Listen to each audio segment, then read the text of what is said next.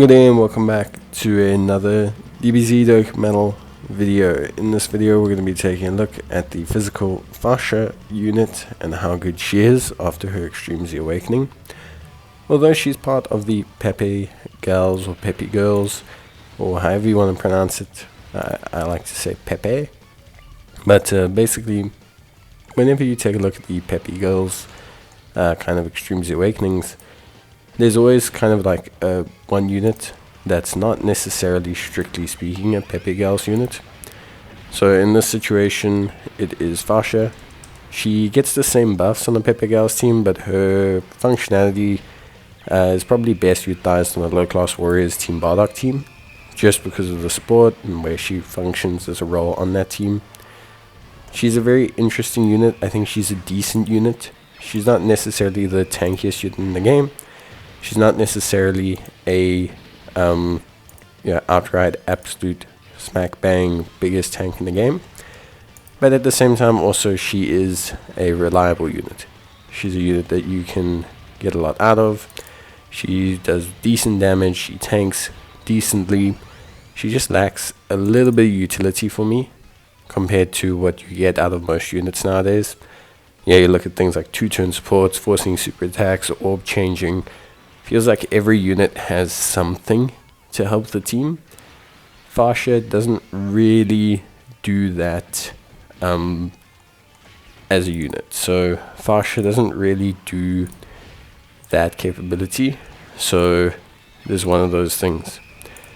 In terms of Fasha herself, she is a low-class Warriors or Pepe Gals lead of 150%. Greatly raises attack and defense 1 turn on her super attack with a high chance of stunning.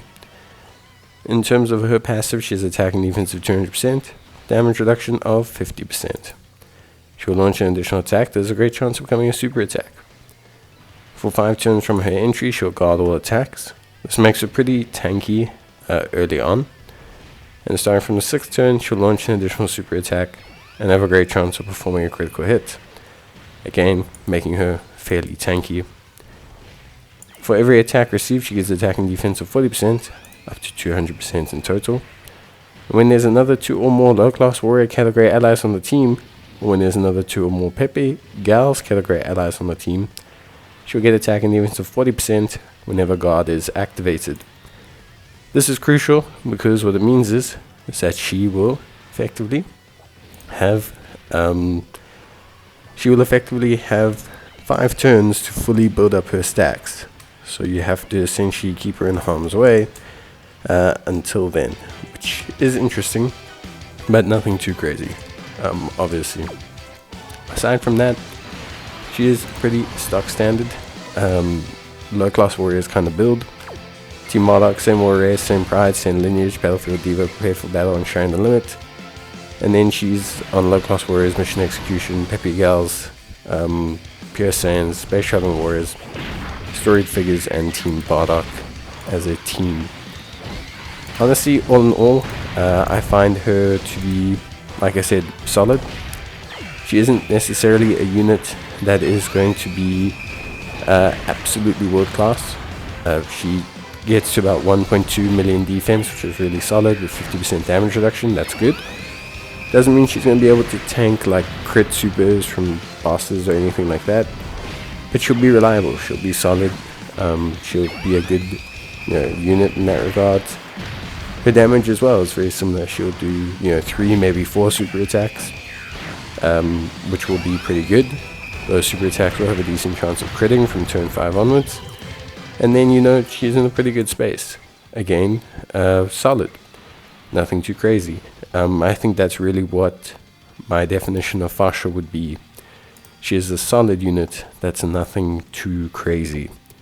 She's going to be decent for you. She's going to be a decent unit on Pepe Gals. She's going to be a decent unit on Team Bardock. She won't elevate these teams by herself to being the absolute best in the game. But she will be solid. She will be decent. She will be able to do good work. She'll be able to carry the load. She'll be able to do her part. I think if they'd given her some kind of utility, maybe like orb changing, maybe something like Yeah, orb changing for sure. Maybe something like support. Even if they'd given her, some kind of conditional passive, like, oh, if she has 4 more low-class warriors, she gets, I don't know, an additional guard or something. I think her losing guard is probably what makes her feel okay rather than really, really great. Multiple 15, 16, 17 million attack stats. That crit is pretty decent. But to, lose guard makes her go from being a pretty tanky unit to being not so tanky. And I think that's really probably the biggest hindrance that I find. Overall, though, decent unit. I think for a general ban unit, a pretty nice pickup. Definitely on the Pepe Gal's team, she's a mainstay for sure. Especially when you consider the multiple 2-turn supports. And that team's just geared for lower content, but more interesting dynamic content like the Master Roshi fights, etc. So she definitely has a space to really thrive on that team. I think her link set-wise, she suits the low-class warriors, but she definitely needs those 2-turn supports. And Pepe Gal's, outside of Videl evading everything, doesn't even have really that many tanky units. So they have a Fasha who can get to where she can get, I think is pretty good, all things considered. So yeah, with that being said, that's probably it from me on Fasha. I think a decent unit, definitely, is fun and will help out at certain points. She helps out low-class warriors for sure. Then not enough on her own to push them to new content. She definitely helps. And Pepe Gal, she also helps. Same story. Realistically, she's just designed to be a decent unit by today's standards. But for the teams that she's on, she's probably a very, very high headlining unit because they need her. They definitely need her. So yeah, I think she's good for the teams that she's on.